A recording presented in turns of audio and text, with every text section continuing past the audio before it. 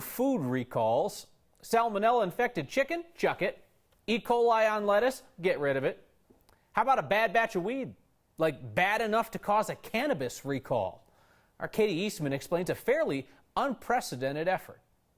When marijuana was legalized, Richard Pruckler had the job of making sure it was safe to consume here in Denver. It's been fascinating. He's now the food and cannabis supervisor with the Denver Department of Public Health and Environment. Right now, he's trying to protect the public from moldy joints grown at bonsai cultivation. We did see a pattern of failed test results. They grew the pot here in Denver, but distributed it across the state. More than 140 stores were told to take pot from bonsai off their shelves. But here's the thing. Yes, this looks like a lot, but not even he knows exactly how much marijuana could be contaminated. I don't know if we have that time right now to spend our energy on that, when our primary goal is to ensure that if there's contaminated product on the shelf, well, let's be proactive and pull that back so if someone could get sick, they're not going to get sick. Not that he knows exactly what mold does to someone when smoked. If we had more research on what could happen, I could maybe tell you more, but right now we want to err on the side of caution. Richard says they rely on FDA regulations for food and sometimes apply those to the marijuana world. But people don't exactly smoke their food. The department is working on a study in hopes of bringing more certainty to a very uncertain world. So I think the research is happening right now, and so we're all really hoping to learn more in the coming months, coming years. And since the city relies so much on the FDA when it comes to food, they're hoping they can use new research by the federal government on e-cigarettes and apply that to marijuana. Okay? So if it's chicken, they'll tell you like the date on it, but so how am I supposed to know, if the Sweet Island skunk at home is in the recall? You're going to want to check a code on it, and we put that code on our website. So if you bought this stuff before October 14th, check it for that code and then check our story on 9 News. Got it. Thank you, Katie. We're about to vote on something across Colorado. If they called it spend extra money on schools and roads, well, then most people would love it. If they called it you don't get your tax refund, most people would hate it. But it's called Proposition CC, and it's more complicated than that. There's going to be an ad about it in the next commercial break, so politics guy Marshall Zellinger has a preemptive truth test.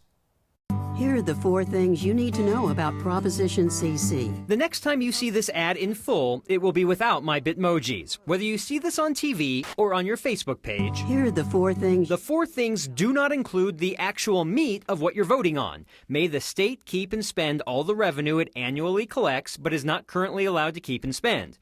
There are some years the state must refund you money because of Tabor, and the estimate for the next 2 years is around $400 million. It's a moving target, though, because 3 months ago, the estimate was $650 million. Simply put, Proposition CC asks you to give the state permission to keep extra money it would normally have to give back to you. It helps fix unsafe bridges and helps repair roads in poor condition. I'm going to be a wordsmith and say maybe. If CC passes, 1/3 of the new money the state keeps goes to transportation, 1/3 to K-12, 1/3 to higher education. The 1/3 for transportation gets split even more. State priorities get the most, then counties, then cities. Would the money go to fix unsafe bridges and repair roads in poor condition? Maybe. How it's specifically spent is up to CDOT and your local city and county leaders. Prop CC helps attract and retain great teachers. This is an overstatement. It's possible the money for K-12 and higher ed gets used in ways that attract and retain great teachers, but the K-12 money is prohibited from being used for salaries. It could, however, be used for bonuses. School boards ultimately will decide how the extra money gets divvied up. It does not raise taxes. This statement is yes and no. Proposition CC does not raise tax rates, like sales tax or income tax. But some might consider it a tax increase since your April income tax return won't include a refund from the state. The last claim in the ad that you're about to see again in a few minutes is that Prop CC requires an independent public audit every year to show you where the money goes. Okay, that's true, but audits like that happen anyway when it comes to things like this, Kyle. It's just in the law if it passes. This reminded me of an ad from last cycle where the vacationers from out of town, we were being told they're going to pay for road repairs. Oh, yeah, I remember that one. And it didn't tell you, well, you are going to pay for it too. This just doesn't, it tells you everything it's going to do. It fails to say, by the way, if you want all that, you're going to have to give up some money that you would get. Yeah, the difference between true and in context. Correct. Yeah. That's a good thing that we have you around. Thank you, Marshall. Like a sweet island skunk. Island sweet skunk. That's what it was. Get your strains correct if you're going to come on this program. Thank you. So you could be asked to reach into your pocket to pay for a passenger rail system along the Front Range in the next few years. Pay now, hopefully get that train later. New polling shows a majority of those surveyed were in support of a sales tax increase for rail, but it won't be easy. Today I talked with Democratic State Representative Matt Gray of Broomfield. His district is along RTD's imaginary train to Longmont that was supposed to open years ago. I think the key will be a credible idea where people could know what to expect and can get they believe that the results will actually make their lives better, make their commute better, make their business travel better, and actually feel like there's real credibility behind it. But I do think, again, it's not going to be an easy road, but I think it's worth taking a look at because the growth is not going anywhere and we're going to need solutions to address it. It's interesting that you bring up the word credibility because I think people look to transit promises of the past and say, did they deliver on my tax money? So this is a great time to mention the train to Longmont, which this is an updated calculation today that I did. The 2050 train start would be 11,035 days from now. You represent folks up there in that neck of the woods.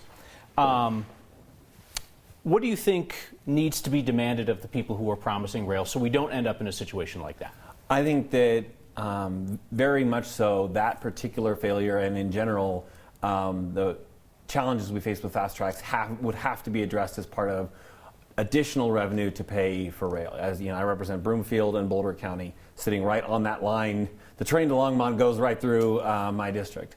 And those folks still ask questions about it every day. They've been paying sales taxes for it for over a decade now, and they haven't seen it.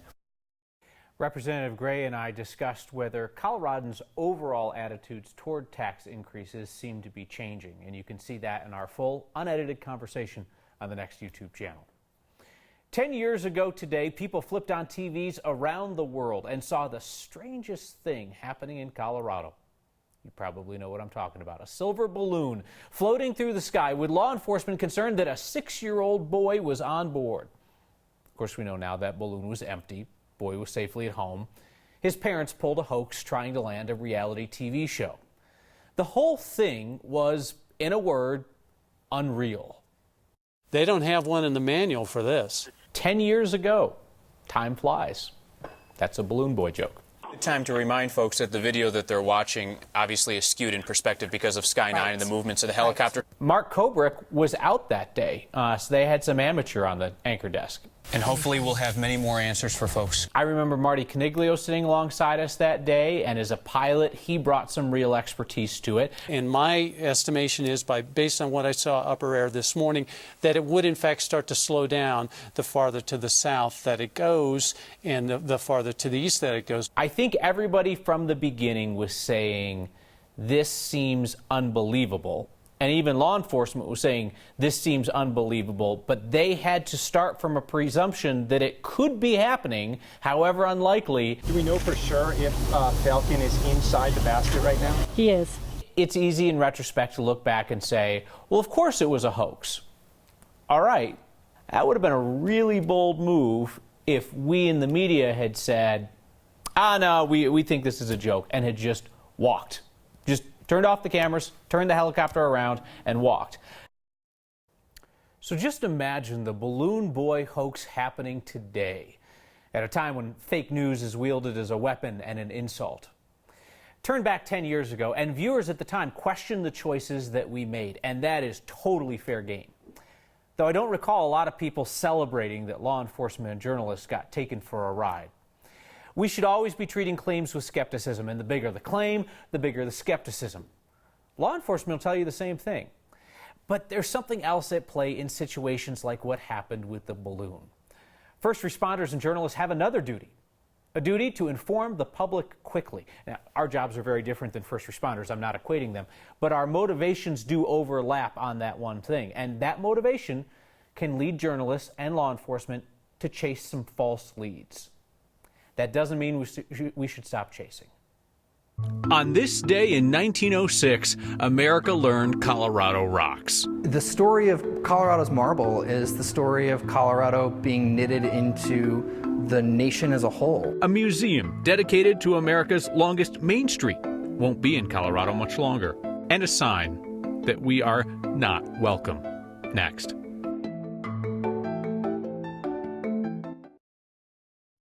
It's a sign found in Colorado's high country, and it suggests that visitors are not welcome. Trespassers will be violated. Hey, easy, cowboy. We'll stay off your land. It's no big deal. No need to be making threats. A next viewer named Dick spotted this sign along Fall River Road just off I-70. Trespassers will be violated. Send us the signs that make you look twice and maybe turn around. Email next@9news.com or give us a shout with the hashtag HeyNext.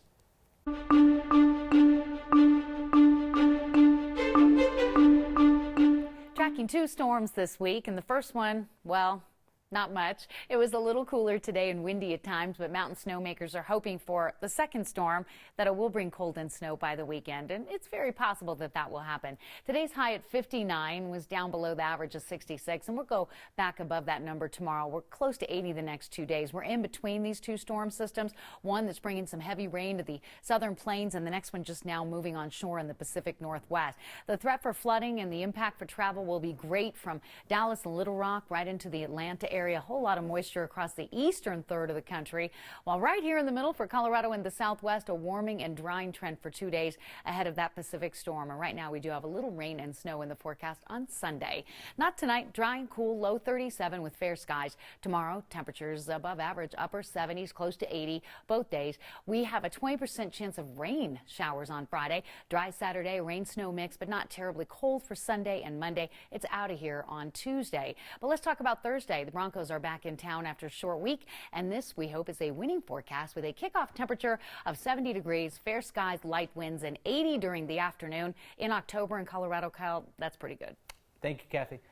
Some of the biggest advocates for kids who have been abused and neglected are actually volunteers, and there are not enough of them in Colorado. So that means roughly 7,000 kids who could use their help don't get it. A group called CASA has a big ask. They hope that more than 2,000 Coloradans are willing to volunteer by the end of next year. One of those volunteers explains what happens to kids who don't have their help.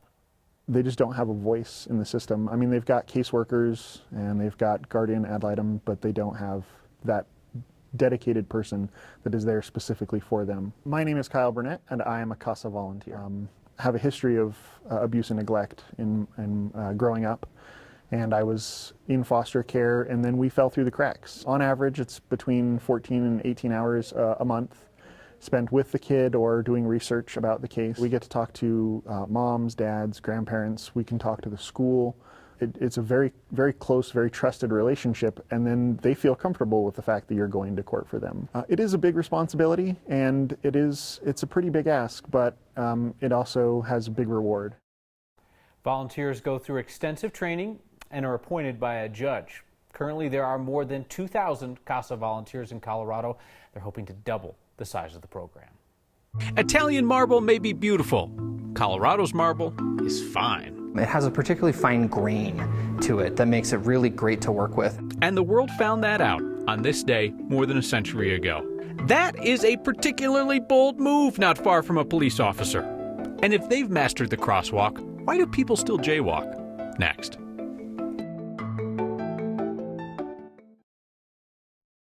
I told you last night you really have to bring it if you want your photo to make our You've Crossed a Line segment. And 2 days in a row we have stunners. That is a bold move outside an official government office, just making your own parking space on the sidewalk.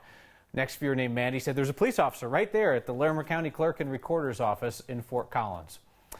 A museum dedicated to preserving the unique culture and history of Colfax is closing. We told you about the Colfax Museum over the summer when that place flooded. The cleanup did not help the museum's financial situation. The founder, Johnny Barber, told us after 2 years he just can't keep the place running anymore, so it's going to close at the end of the month. Barber says he spent 15 years collecting memorabilia from the longest main street in America. The flood did not damage most of his collection. He's hoping that somebody else might be interested in reviving the museum. A few weeks back, we asked you for your favorite little-known fact about Colorado, and a few of you pointed us to Colorado marble.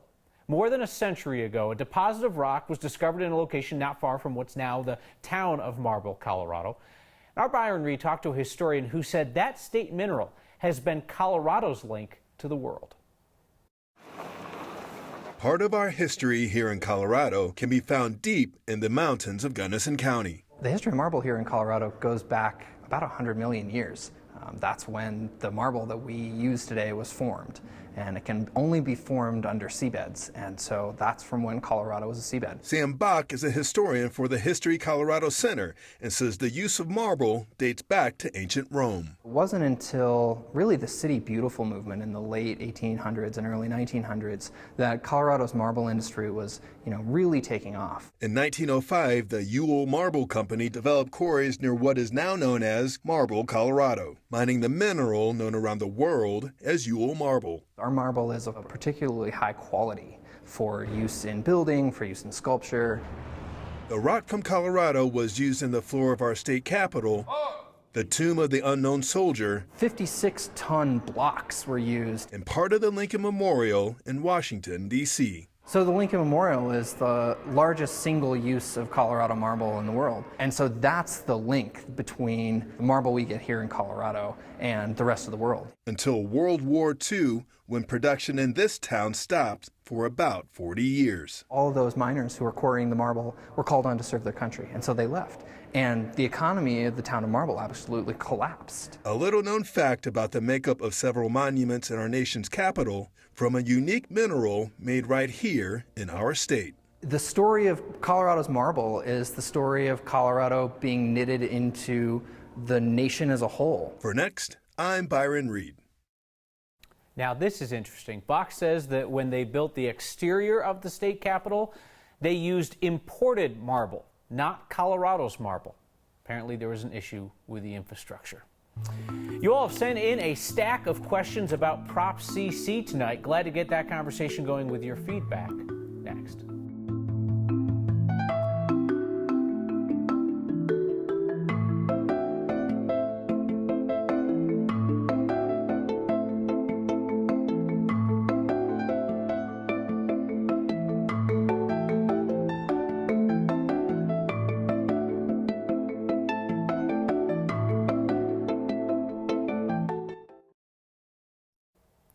The most Colorado thing we saw today are the Pleasant Valley pedestrians. This is in the Pleasant Valley neighborhood of Colorado Springs, where apparently the deer very calmly use crosswalks and bridges. This is on North 31st. The bridge crosses over the Camp Creek Drainage Canal, and of your name, Steve, spotted a small herd that's decided to play by the humans' rules. If you see something that just says Colorado, share it using the hashtag HeyNext or email next@9news.com. Got a whole stack of your questions and comments on Prop CC tonight, the idea of the state holding on to tax money that otherwise would have been refunded to citizens. We're going to get into some of that tomorrow when we've got more time to explore. Grant says, why doesn't the state just put a checkbox on the tax return? Something like, keep my return to fix the state instead of a special election. For starters, not a special election. This is a regularly scheduled election. My guess, Grant, is they don't do a box on there because they wouldn't get a lot of people's money. Joni writes in to say, wait, did I miss something? Why is Kyle dressed in such a nice suit? Man can't even look nice. See you next time.